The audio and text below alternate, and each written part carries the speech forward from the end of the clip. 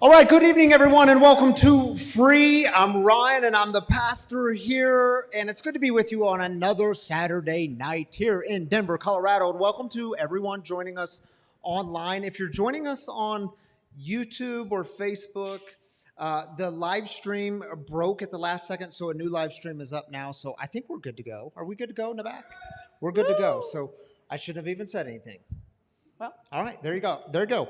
All right, y'all, we are a community for addicts, loved ones of addicts, and spiritual refugees. And what we do here is break the silence of addiction, and we create space for healing, recovery, and spiritual connection. And that's what this community is about. Sure. And there is something this community is not about. And we'll say it together on the count of three. 1, 2, 3. We don't do shame. That was an improvement. That was an like improvement. 90%. I didn't even have to prompt them with the 4 words. Progress, not perfection. Y'all are doing great. Y'all are really doing it. We're proud of you. All right, there is a lot coming up in the next few weeks that y'all need to know about. Shall we start with next week? Well, I think we should start with welcome bags first. Oh, okay. Why don't you just take it from here? Maybe I should just take it from here. Okay. So if it's your first time here, welcome, and we're so glad you're with us tonight. Please grab a welcome bag on your way out. They're right outside this table right here. Has a little bit about what we do here at Free Spiritual Community, a little bit about what Wagon Roastery does here, and some fresh roasted Wagon coffee. There's a bracelet in there. I just got those white ones back in, and just some other goodies. So please grab a welcome bag on your way out. September 28th, so this coming week is National Coffee Day. So Wagon Coffee is going to be providing free drip coffee through the cafe all day long from 9 a.m. to 2 p.m. And they're also going to be doing a bunch of tastings. So please come. It's going to be September 28th from 9 a.m. to 2 p.m. all day and grab a free cup of... Is that a real thing, or did Tammy make that? Is it It's really a a real National thing. Coffee Day? Tammy I think she just said, I'm going to make this No. up, and we're going to have a National Coffee Day. Tammy capitalizes on coffee holidays. It's Yes, different. It's very different. I know, girl. You go, girl. I'll be there. I'll be there. All right. So a week from this Saturday, we are not having service. It's October 1st, but we will be in this building. So 5 p.m. there's going to be a food truck, and 7 p.m. we're going to be playing the Goonies in this room on 220 inches. It's going to be great. Yeah, and we're doing this, y'all. It's just a simple way to build and create community. So I really encourage you to come, hang out, get to know new people. We're partnering up with Elevate Recovery Homes. Our boy Bryce over there. Bryce is doing such good work. But food truck, the first 150 people, your meal is covered. Yep. So if you're number 151, you're going to have to run up to Mickey D's or something. It's true. It's true. Actually, there'll be more food. But the first 150 are covered. Your meal's paid for. Yep. So come and eat some good food truck stuff. And should I? Well, go ahead. Tell them about the chairs. And the cafe will be open too, so you can grab food from there. We'll be having a cornhole tournament, ping pong tournament, and a bunch of yard games outside.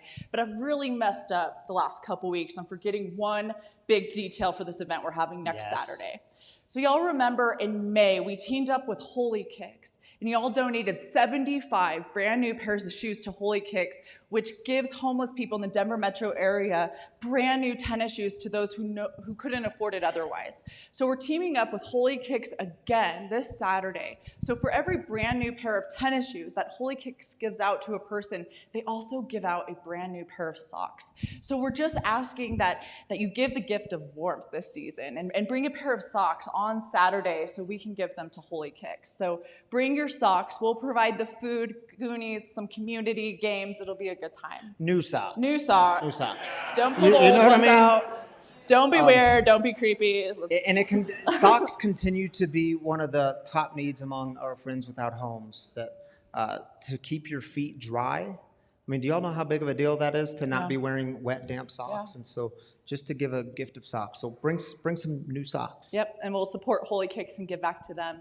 So October 8th, we are having our next Sip and Shop event. So for those of you who missed the last one, it was a big hit. So local artisans in the area, people, boutique owners and earrings, Wagon Coffee was there, just a bunch of local businesses came in, and they all had their own individual booths in the cafe. So it'll be from 3 p.m. to 7 p.m. on October 8th. So you can shop around. All the shops will be there for you with their merchandise. The cafe will be open. You can grab a cup of coffee. It'll be a great time. And then it leads right up to service, so you can check out service at 7 p.m. because it's a Saturday on October 8th. So please join us for our next shop and sip event. Sip and chop. Say that 10 times fast. Sip and chop, sip and chop, sip and chop. It's really hard. All right. Lastly, October 10th, it's a Monday. We're going to be having this event called Faith in Blue in this room.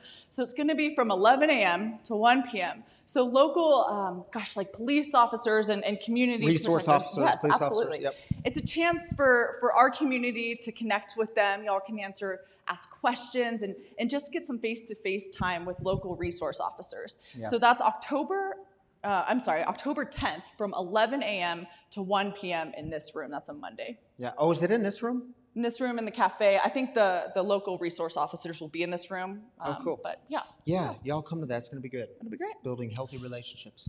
That's all I have. It was a lot, but we got through it. Okay. And so for the movie night next week, we'll just have, y'all can bring like blankets and pillows. You ain't going to sleep here, though. You will get kicked out at some point. But if you want to bring blankets and pillows, and we'll just have a few rows of chairs in the back. But bring whatever you want. If you have your favorite camping chair that you can't watch a movie in without, bring your favorite camping chair. Chris Watson has one. Yeah, it'll be good. It'll be good. So, okay, thank you, Noelle, for being up here.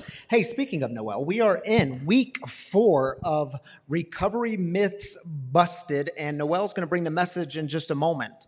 The message tonight, the myth of recovery, myth 4, is I'll keep God out of this. Yeah, how'd that work for you? So Noelle's going to take that in just a moment. But the way we get started here at Free is with celebrating together. Because something really profound and beautiful happens when we lift up those celebrations, the good stuff in life, your sobriety anniversaries, your baby anniversaries, wedding anniversaries. I know we have 35 years in the house. So whatever it is, the new job, the new thing, the good stuff in your life, we want to take a moment and celebrate it. And God joins with us in the celebrations.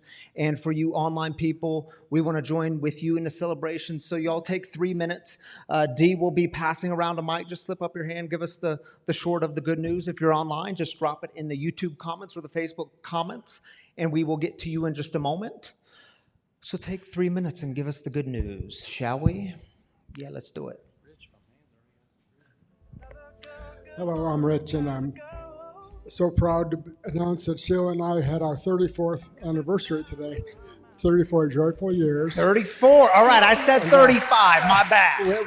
We've had a chance to raise 4 children, travel the world a little bit to visit them, and I must say that one of the most enriching things about this joyful life is being able to attend here at Free and help everybody out.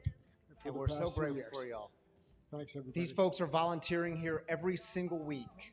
Thank you, Rich and Sheila. Drinking coffee with him on my porch. That's the favorite. That's all right. That's good stuff. The simple stuff is the good stuff. Congratulations, guys. Right here, Dee. Hi, I'm Wyatt, and I have a couple of celebrations. Number 1 is I'm over 12 weeks now as of this week in active recovery. 12 weeks sober. There you go, dude. You. And then number 2 is I just started my new position as a property director of a top 1% customer satisfaction apartment complex in all the United States. All right, Wyatt. Congratulations, dude. Proud of you, man.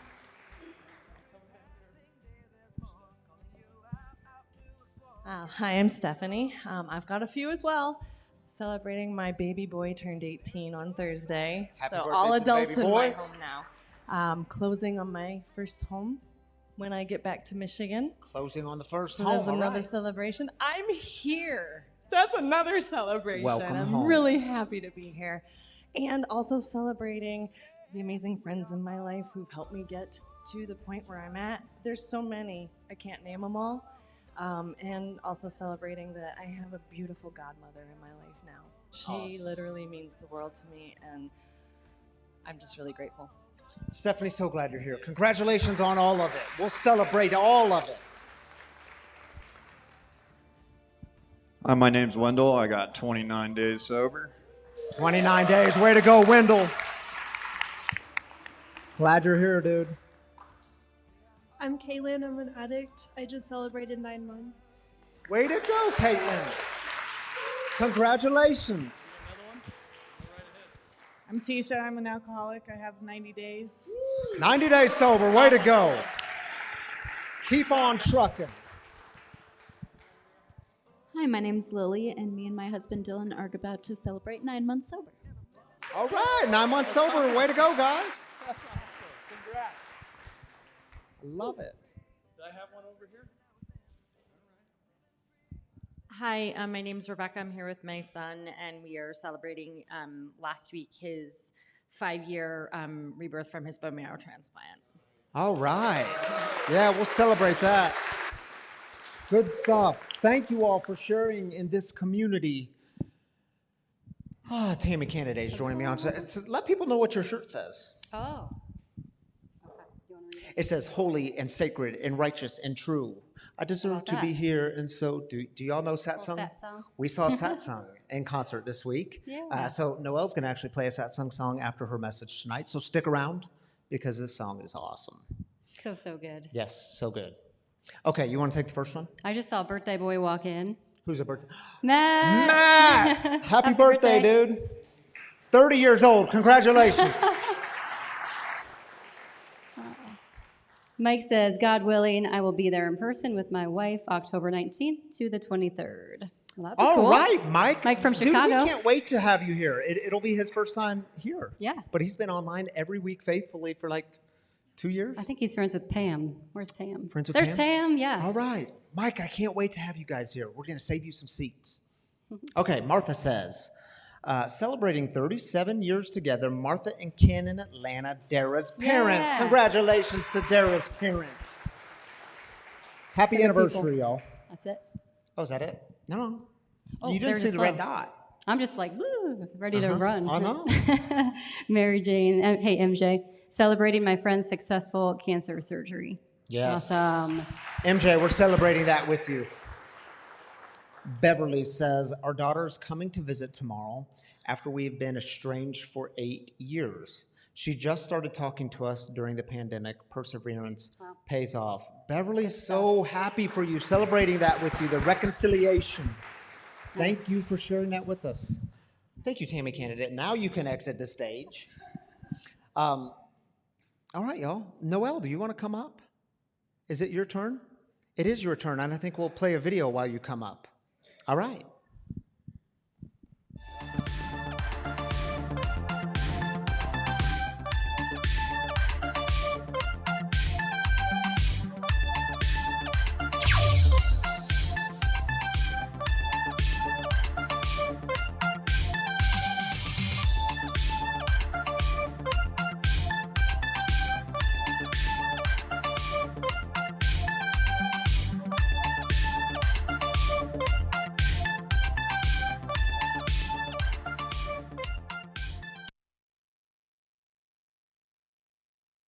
Started in high school. It's that analytical, logical side of my brain that just is so fascinated by science. In high school, science teachers, they're heroes, and in high school I had one such teacher, and his name was Mr. Price. And Mr. Price was one of the smartest people I've ever met. And one day in chemistry, we had a free day. And normally teachers with free days, they just have you watch a movie. But that wasn't what Mr. Price was gonna have us do that day. I don't know if he was hopped up on a Red Bull or really excited about his brand new box of dry erase markers, but for 45 minutes, this man went completely Jimmy Neutron on us. He got out one of his dry erase markers and turned to his whiteboard behind him that represented infinite possibilities, and he went into these levels of nerddom that Mark Zuckerberg and Bill Gates aren't even familiar with. And it started at this really basic level. And then he went crazy. He was like, all right, guys, you know that every atom has a nucleus. And in that nucleus, there's protons and neutrons. And those protons and neutrons, they're made up of quarks and gluons. And this can all be explained using string theory. which he then explained using string theory. And then he says it gets crazier. If that nucleus was the size of a tennis ball, the electrons would be orbiting around that radius at 5 miles per hour. And you guessed it, there would be nothing but space in between that radius and the electrons, which means that all the matter, including the chair that you're sitting in, is made up of 99.999% empty space. And if we could somehow collapse all of that empty space right now, you would have a piece of matter called a neutron star. And that neutron star would weigh as much as the city of Denver. And everyone on the planet would die from its heat. And if you think you need to know any of that in the real world, you absolutely do not. And he went on talking like that, at that speed for 45 minutes in that level of excitement. And then he does like this marker drop, just but he makes it look really cool. And the bell rings. And he looks at us, and this public school teacher says, and if anyone can see all of that and think that there isn't a creator, that baffles me. And that's all I have to say about that. Class dismissed. You know, I walked into my classroom that day thinking that science and logic and reason were in this epic battle with my beliefs about God. And I walked out of that classroom that day much more enlightened, with much less ignorant perspective. That science, it's just human beings just simply trying to figure out how God designed his creation. And that was one of the moments in my life that stuck with me every single moment after. You know, in the depths of my addiction, sitting in that jail cell, wondering how I got myself in this amount of turmoil again. How did I end up here again? I remembered Mr. Price and my high school chemistry teacher. And I knew that there was just something out there greater than me that had my back. You know, we're in our final week of busting recovery myths this week. And tonight we're busting our 4th recovery myth. I can just keep God out of this. I can keep God out of my recovery.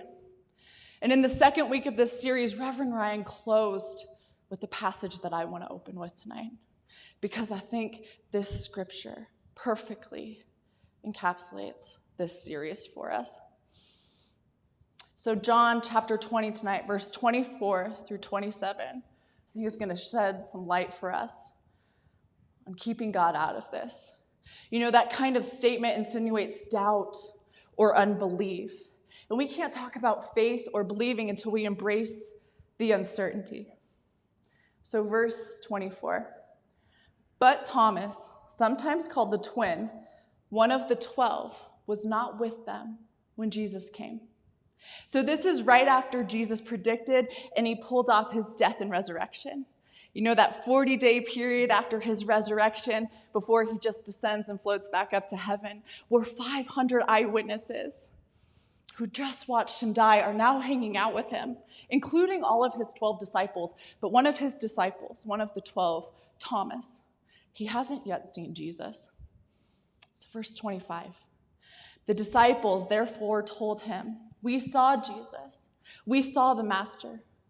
But Thomas said, "As for me, unless I see the nail holes in his hands and put my fingers into the print of the nails and thrust my hand into his side, I will not believe."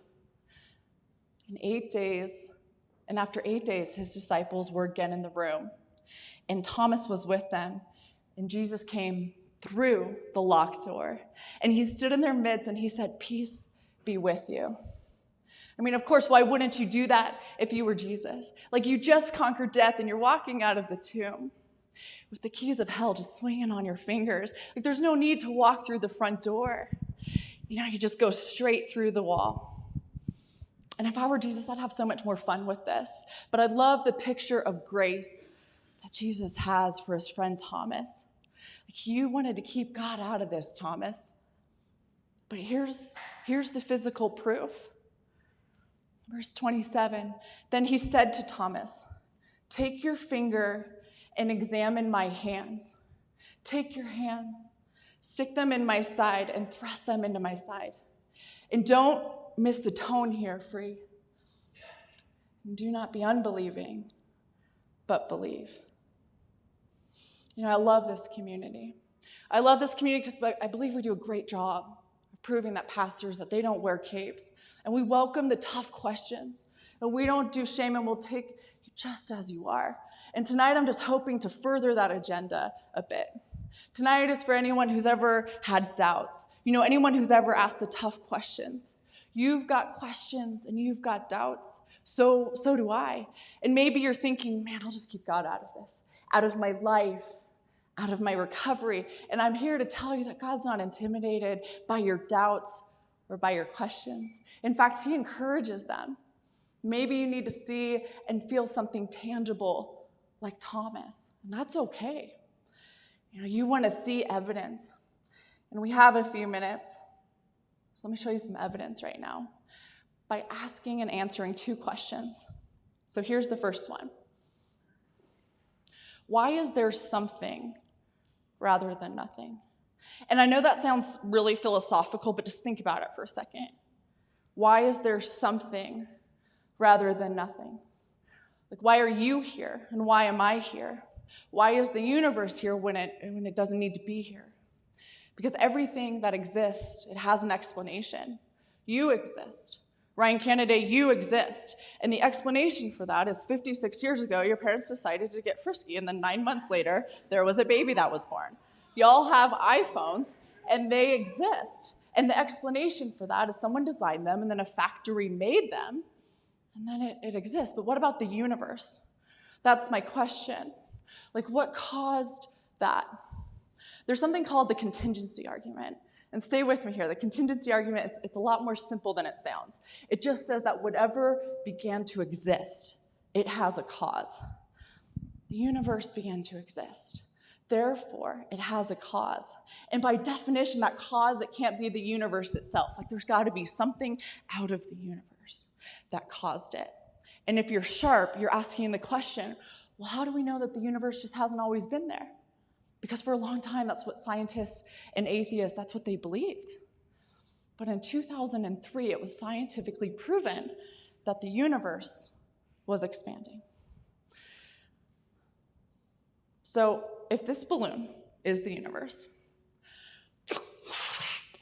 and it's expanding at the speed of light, right now, during this sermon, in every direction,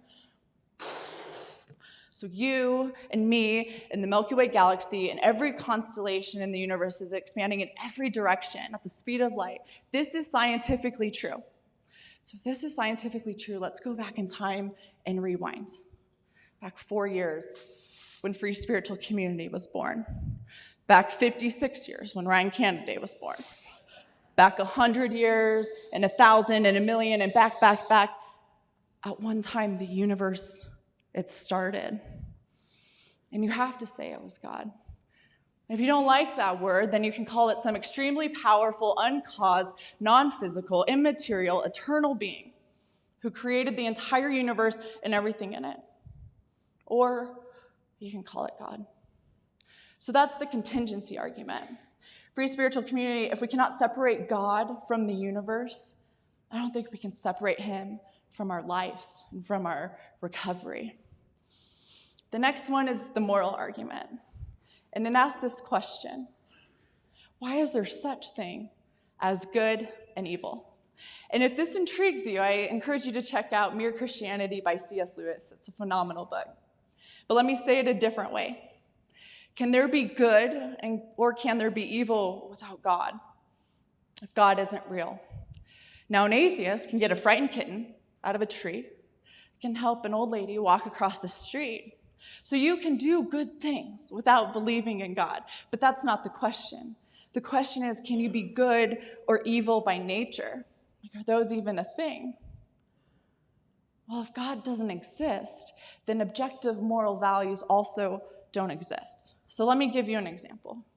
You and me and atheists, Christians and Buddhists, we all believe and know that murder is evil. And so where does that come from? Well, is that just your opinion? Well, no, that's a fact. Okay, where does that fact come from? Well, it's a moral. Okay, so let's follow those breadcrumbs. Where did that moral come from? Like, what is that moral attached to? there's this invisible moral standard that everyone knows about. And there was never a committee that got together and just decided. There's this moral code out there that was birthed somewhere beyond the sun that for some reason every single person knows about, and they never had to be taught. In Mere Christianity, C.S. Lewis, he says this: human beings all over the earth have this curious idea that they ought to behave in a certain way, and they can't really get rid of it. So where does this moral code come from? Just like the universe, where did it come from? Well, the answer is really similar. It had to come from something or someone outside of it. Without God, there is no such thing as good. Without God, there's no such thing as evil. Without God, you can murder, but you can't define murder as evil. And without God, you can be generous, but without God, you can't classify or categorize that as good. And there's a verse in Scripture in the book of Romans that knocks this out of the park. In Romans chapter 2, verse 15, it says, they, being us, human beings, they demonstrate that God's law, this moral code, is written in their hearts for their own conscience, and thoughts either accuse them or tell them they're doing right. So that's the moral argument. Why does any of this tangible evidence matter? And why does it matter if we keep God out of our recovery or not? I've struggled with doubt a lot in this season, if I can just be really authentic with you. I've taken the spiritual assessment test about 10 times in my recovery, and faith has always come out to be number one for me, every single time. So for the last 3.5 years, I have lived a life in recovery with tremendous faith. I've got about 1,000 other deficits, but my faith has always been there. I just know in my knower that God is real, and he could and would if he were sought. So it's been this really uncomfortable time period for me to just have this cloud of doubt just looming around me everywhere I go. And I've just found myself wanting to keep God out of my life, wanting to keep him out of my recovery and handle it on my own. And it's really isolating. And it produces a lot of anxiety, and it's just so painful. And my thing when I'm deep in this doubt is to go on these late night walks. So I've been taking my little 12-week-old Doberman puppy on these walks around my block just to have it out with God.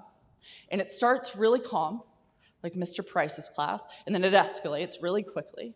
And it's me venting about everything under the stars. And I've had some nights where I just yell out, God, are you even there? Like, can you even hear me right now? And then I'll have this moment when I realize that I'm trying to hurt God's feelings.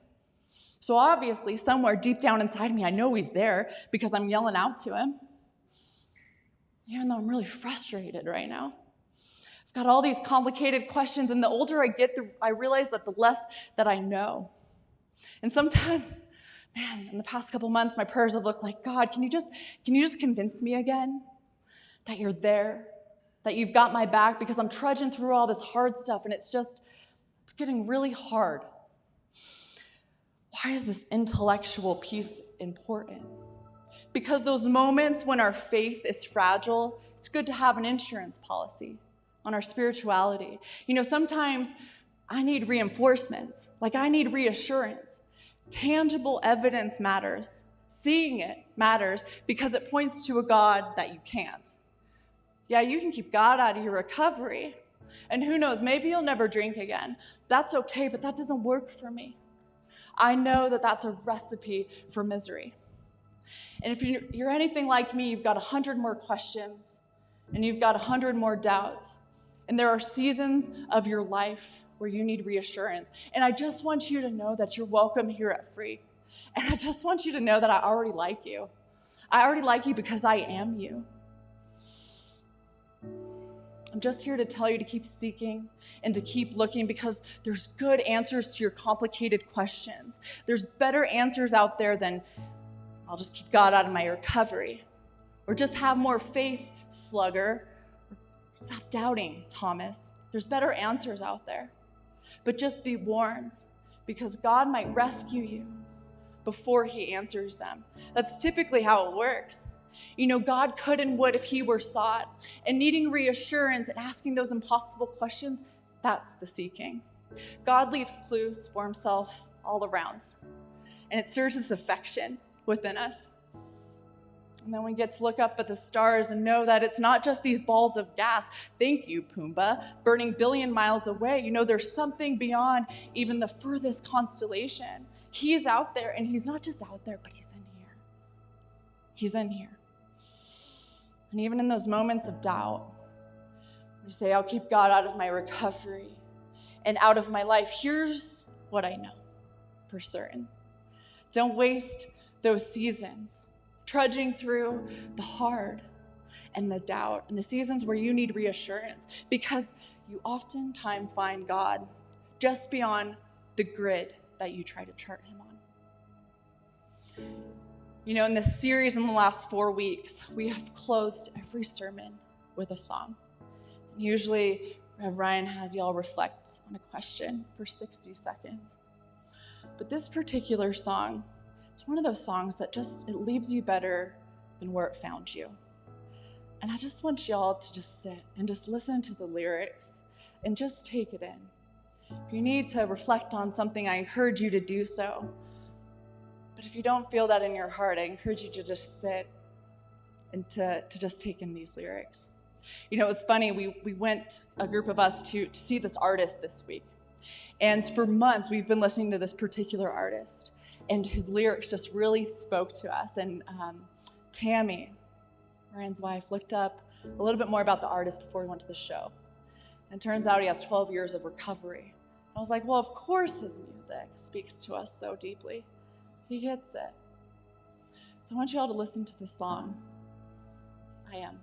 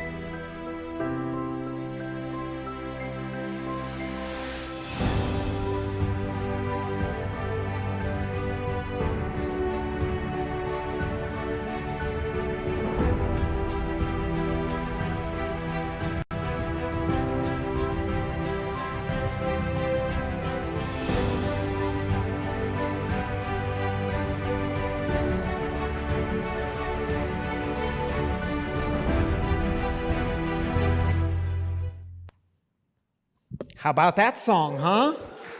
It's solid.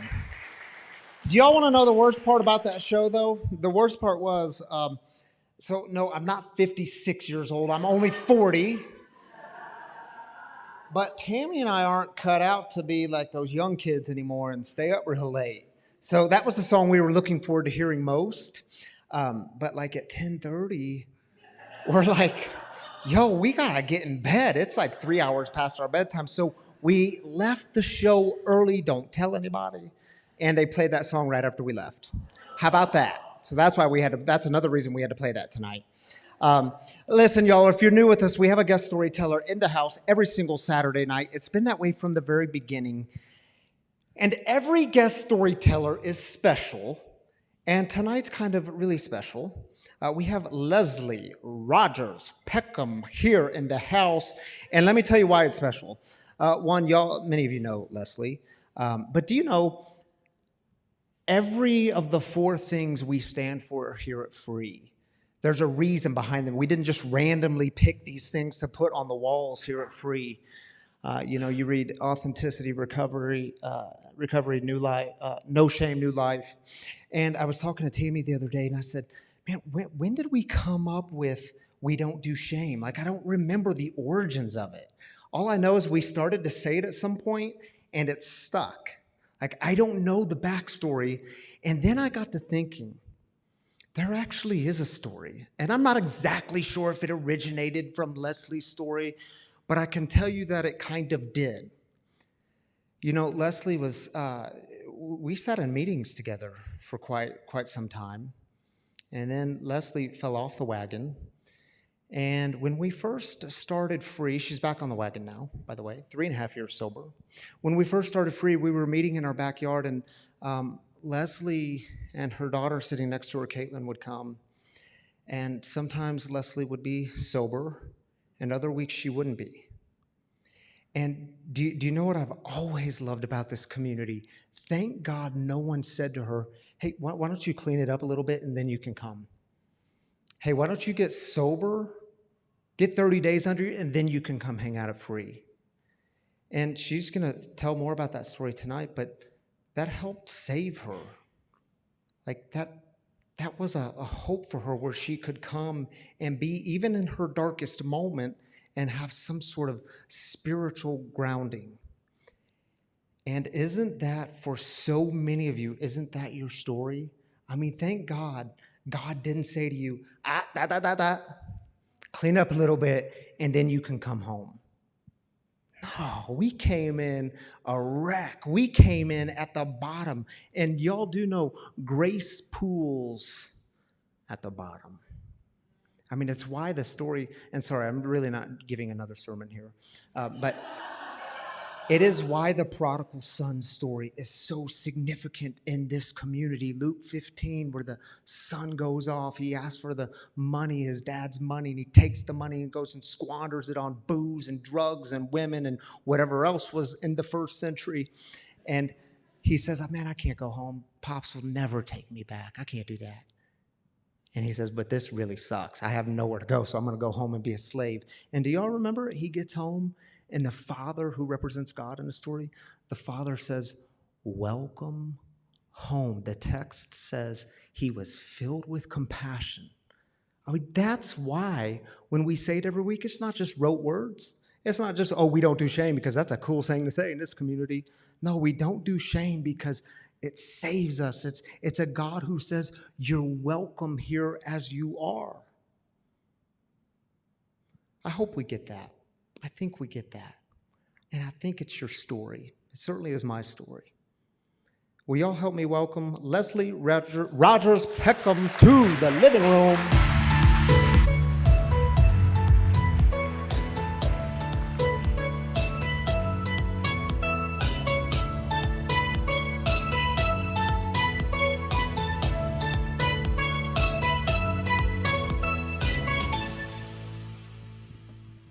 I was told to eat this. Yeah, eat the mic. The tech team tells us to eat the mic. Not literally. And they say I do good when I'm out there, but when I get up here, I start to do one of these. So tonight I'm going to do one of these. You're welcome, Bobby. So I just asked Leslie if she's a little nervous, and she said yes. And I think I know why. We don't have the fireplace on. That must be it. I mean, dang, sometimes it's the simple things. No, nerves are good. They let us know that we're still alive and kicking and we care about this stuff. Right. So nerves are good. So Leslie, I just gave some of your story, and I hope it's too late now, but I hope it's okay that I tell the darkness because that was real. And what I also didn't say is, man, it's this reminder that sometimes we're tempted to say, oh my goodness, look at her. She's a lost cause. She's never going to get it. He's never going to get it. And then we see these incredible stories of grace and recovery actually working. And that's the story I want you to tell. But before we get to that part of the story, can you just in your own words tell us, like, what was the, when things were the darkest for you, what was that like? It was horrible. I thought I was going to die. And I knew I'd been sober before because I got sober when my dad died. And I was sober for 3.5 years. But when I did that, I didn't go to meetings and I didn't work with a sponsor. And so then I thought I knew better. So things didn't work out. But during that darkest time, I just didn't know who, like my family was all there. I had everything. I have a nice house. I have a wonderful family. You know, everything was good, but still I'd become unraveled and just could not stop drinking. And so that was when I really felt like I was reaching out to God.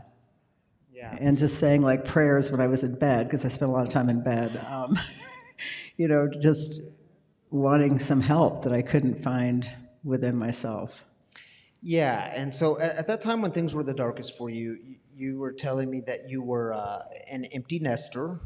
Well, I was getting to be. Right. So my oldest went to college out of state. She was gone, and Caitlin was in college, and my youngest was doing an alternative high school, so he was gone at night.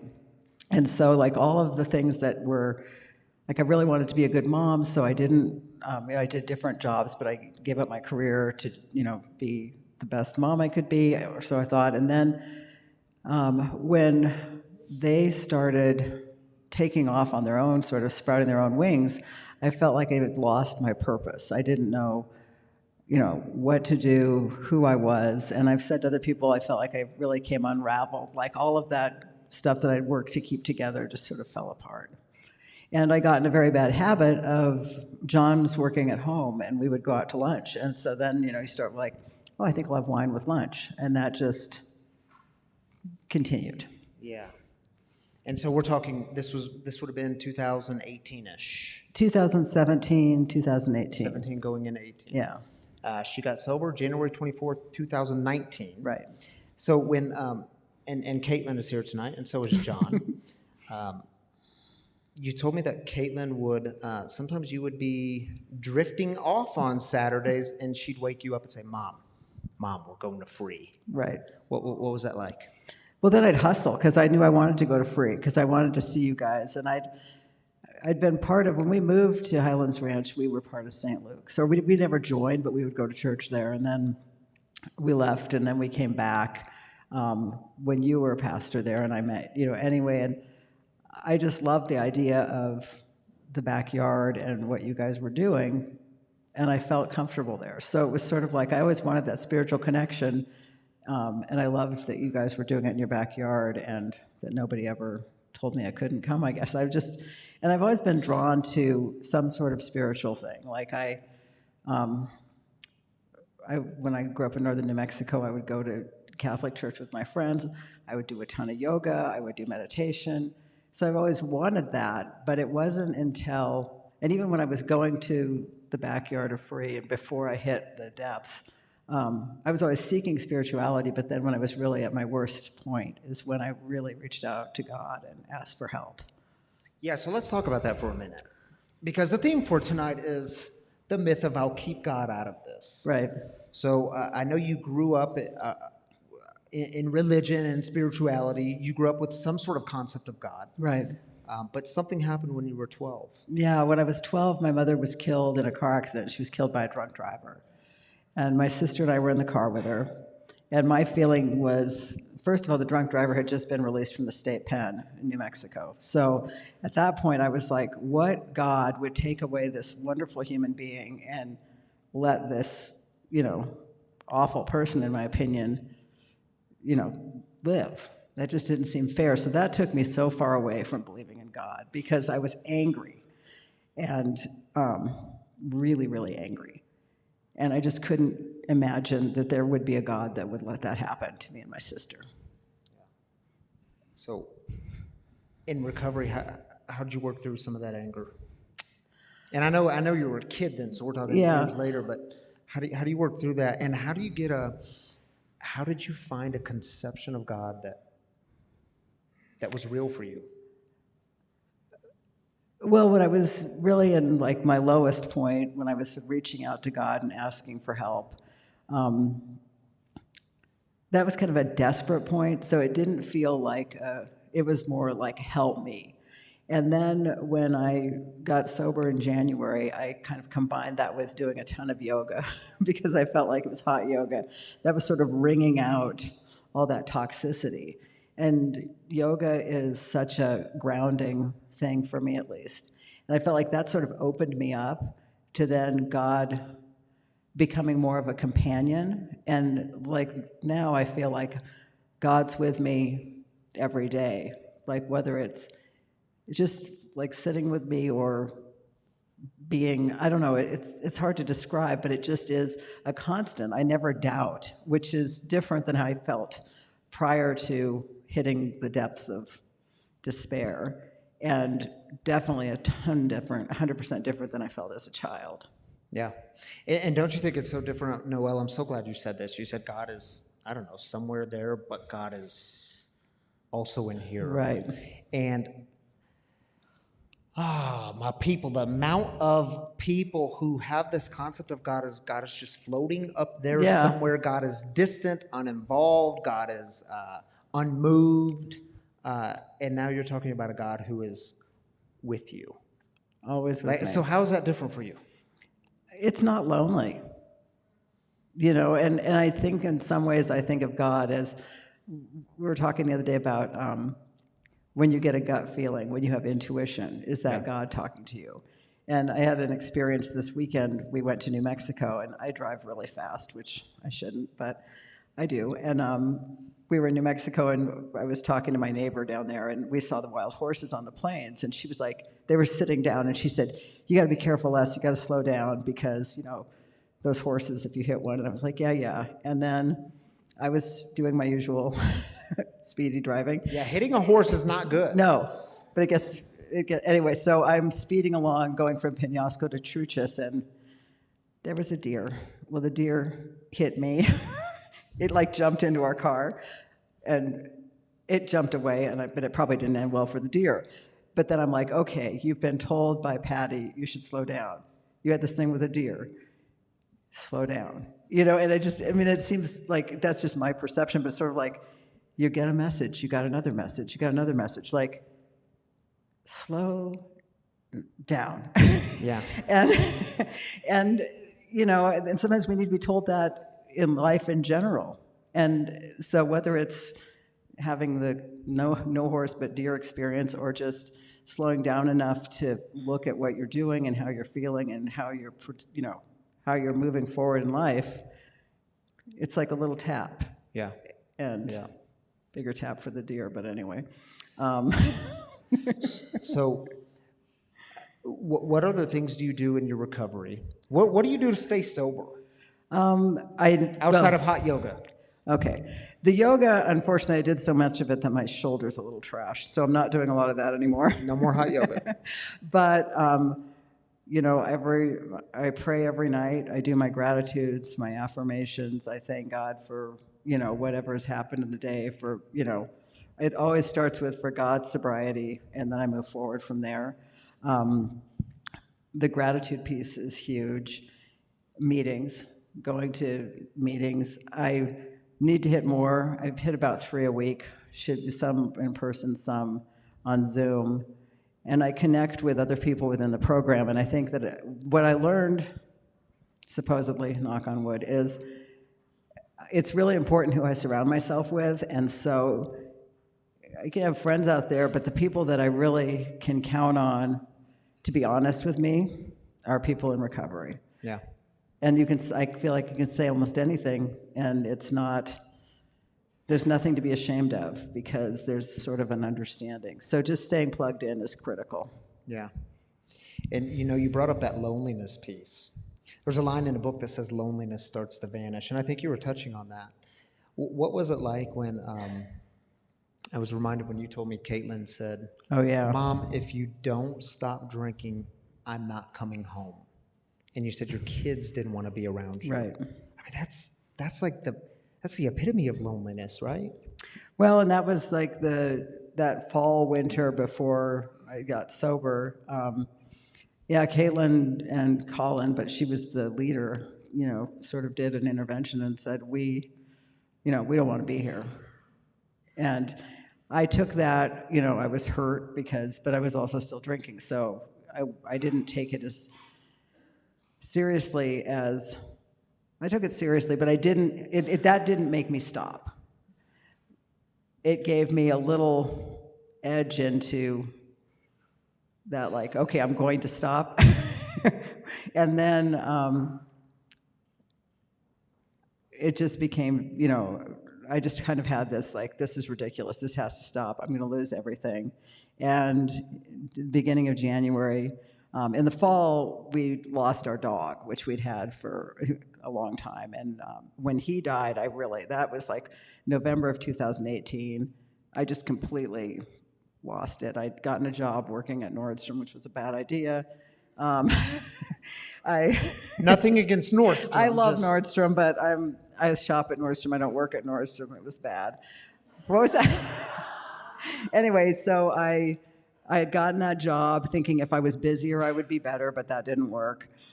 Then the dog died. Then I quit via text and was told I'll never work at Nordstrom again, which is heartbreaking. Really not. And then I just kept unraveling. And then Caitlin and Colin, we had the discussion. And then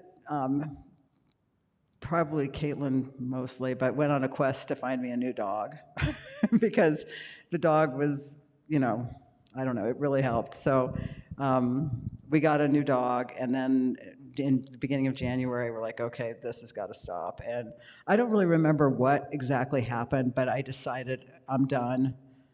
I went to meetings. I announced to John that he was also done with drinking, which I don't think he was really well received initially, but he's been my partner in this for a long time. We just celebrated 30 years of marriage, so it's been a while, and so we are doing this together. Yeah, that's a good way to do it. Yep.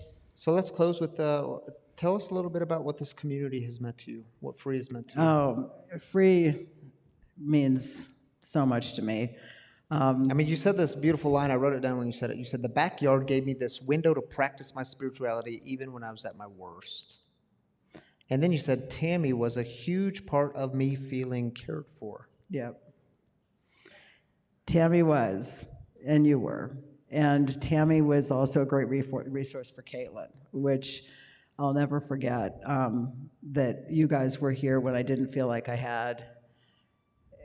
I had my family, that I don't take that for granted, but as far as outside people, you're the Reverend Ryan, Tammy's your amazing wife, and you guys helping me, welcoming me, helping my family, and always being there regardless of the situation or the condition. And now, this is my church. This is where I want to come and get my spiritual grounding, and I just love you both very much. Well, yeah, we love you too. We're glad you're part of this community. Anything else you want to add in bringing God into your recovery and what that looks like? So let me phrase it a different way. Sometimes I ask people, if you're to look into cameras or look out towards these miracles of faces out here tonight, to the one who's trying to do this without God, to the one who says, like I once said, I got this, I'm good. Yeah. Like, what do you say to that person? Well, you don't. And that... That was a mic drop right there. But no, just that you don't have to do this alone. I mean, we're here by the grace of God, and I feel like if you want to put God into a tree or a walk in the grass or looking at the stars or just knowing that there's some force out there greater than you that can help you and ground you and, let you really become all that you want to be and can be, that it's worth opening up a bit. Yeah. Oh, that's a good word. Thank you so much, Leslie, for being here tonight. Let's give her a round of applause, ladies and gentlemen. Thank you for being here. I'll take that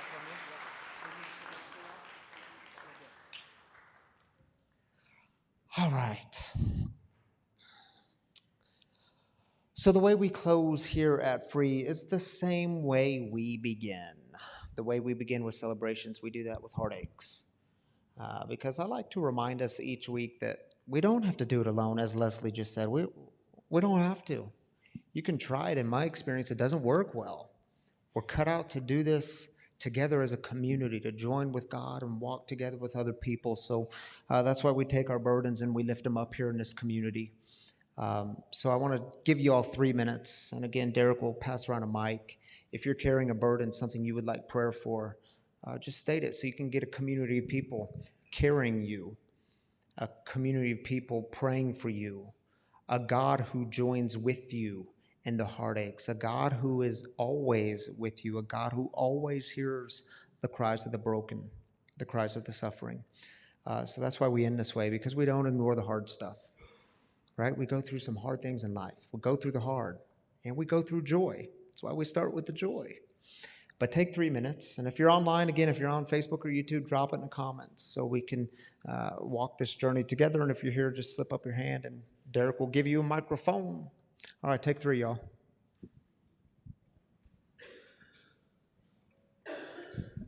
Hi, I'm Lexi. I just asked for prayers for my sister who woke up screaming on Thursday and had to be rushed in to get an emergency appendectomy and has really been struggling in pain ever since. So I just ask that you pray for recovery and that God takes the pain away. Right. Her name is Callie. Lexi, prayers for, you said your sister, right? Prayers for your sister.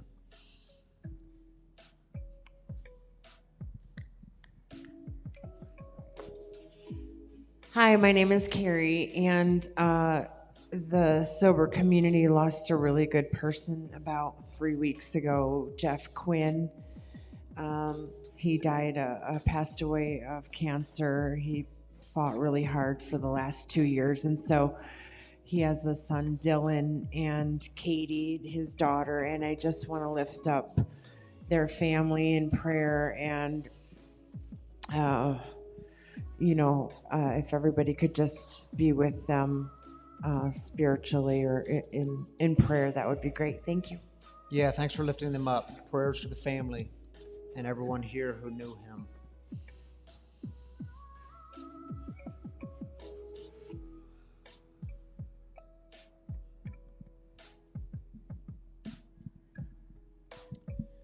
Hi, my name is Dylan. I'm just asking for prayers for my friend Kyla, who passed of an overdose, and just prayers for her family and her, and she was a beloved soul. Thanks for sharing that with us, Dylan. Prayers for Kyla's family.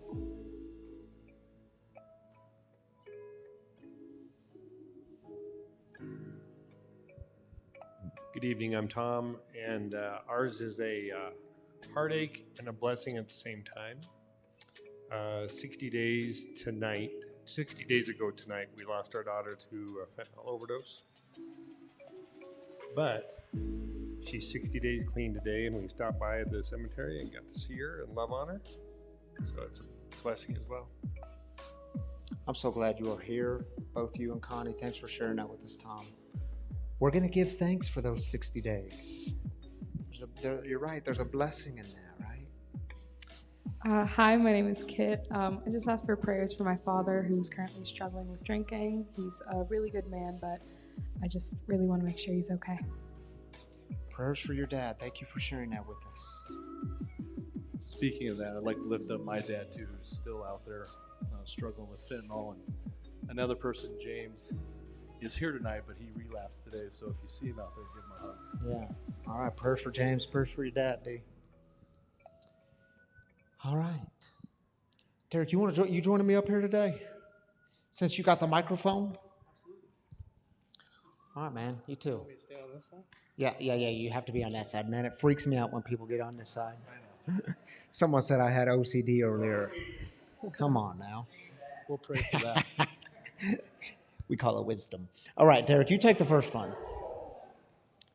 Sydney, have a partially collapsed lung caused by inflamed muscle in my ribs. Super painful. Prayers for fast recovery. Sydney, lifting you up definitely for fast healing, and Yeah. we love you. Yeah, prayers for you, Sydney. Unknown user. I have never seen that before. That's kind of interesting. I'm assuming that's not a name. That's an unknown user. Please pray for my double ear infection really messing up my sleep and focus. All right, we don't know who you are, but we're going to lift up the double ear infection so sleep and focus can come back. And who is it? It's Rob. Oh, Rob Lohman? Rob Lohman. Dude, why did you come up as unknown user? We know you. Prayers for you, man. He was here tonight. I think he left because of ear infection. Yeah, he's been doing a lot of swimming, so we're going to lift up Rob and his double ear infection. Rob and Sydney and everyone else definitely lift. Yeah, thank you all for sharing that with us online. Hey, my boy with 29 days sober, who's that? Is he still here? You want to come on up here, dude? Sorry to put you on the spot like that. Can I get that mic from you, Derek? You don't have to say anything if you don't want to. But he was asking me, I'm going to ask you to close us in prayer, but it's going to be on the screen. No, it's on the screen. It's on the screen. You just have to read it. And if you totally don't want to do that, since I put you on and didn't tell you I was doing this, you can tell me no. Okay, he just said yes. But I wanted you up here because he was asking about the wagon. You can hold this. It's not on yet, so you can cough or do whatever. He was asking me about the wagon, and I said, I should tell that story tonight. So you're new, dude, 29 days. That's big, man. Congratulations, dude. Proud of you. And say your name again. Oh, it's Wendell. Wendell. All right. Welcome, Wendell. So the story with the wagon is, and you saw it out there, we do baptisms in the wagon sometimes, but it's always been a central image of this community. And again, just like with our 4 values, there's a reason for that. So the story behind the wagon is, a few years ago, I was at the LA Rescue Mission in Los Angeles. And it's the largest rescue mission in the country. And I was taking the tour with the executive director. He takes me up to the top floor, and that's where they have all their memorabilia stuff, pictures on the wall. And the central image on their wall was this picture of a wagon. And I said, dude, what's the black and white photo? What's the story of the wagon? And he said, you don't know the story of the wagon? I was like, no, but apparently I need to. So he says, that's how we got started here in the late 1800s. This wagon would leave the rescue mission and go into the roughest parts of LA. And when they would get to the roughest parts of LA, which did exist in the late 1800s, they would distribute things like food, clothing, water, Bibles, and then they would welcome at the end of the night anyone who wanted to get on the wagon to get on and go back to a place of recovery. Now, Wendell, what happens when you get a bunch of drunk people on a wagon? Some of them fall off. Yes, some of them fall off. That's what happens. Some of them fall off the wagon. Now, here's what's so profound about this wagon, though. And when I heard this story, it was like, dude, if we ever start something new, a wagon is going to be the central image. So this wagon would stop, and the sober ones would jump off the wagon and help the drunk ones back on. Why? Because they knew where they were headed, a place of recovery. And I was like, dang, that's what this community is. So our central image, who we are, is the wagon. It's why our email is bethewagon@gmail.com if y'all ever need to email us. So that's the story of the wagon. Is that cool or what? That's awesome. That's who we are, man. That's who we are. So do you want to close us in prayer? Yeah. So it'll be on this monitor. Okay. Sorry, I guess totally. I should get on this side yeah, you then. got to be on this side. That's why I was a little freaked out. So, y'all, and this was not planned at all. This was not staged Totally with not windows. planned. So we're going to show him lots of love and lots of grace. He's going to close us in prayer. It'll be on the monitor. And I do this every week with him, Wendell. I just invite to just open your hands. And if you're not comfortable, you can close them. But open your hands. It's a sign of openness for spirit to move in new ways, for God to come in new ways. And you can take a big, deep breath. Then you can exhale all of that breath and be reminded of the gift you've been given through the act of breathing. God is as close to you, as near to you as you were breathing. All right, let's close this in prayer. All right. Our Father, who art in heaven, hallowed be thy name. Thy kingdom come, thy will be done, on earth as it is in heaven. Give us this day our daily bread, and forgive us our trespasses, as we forgive those who trespass against us.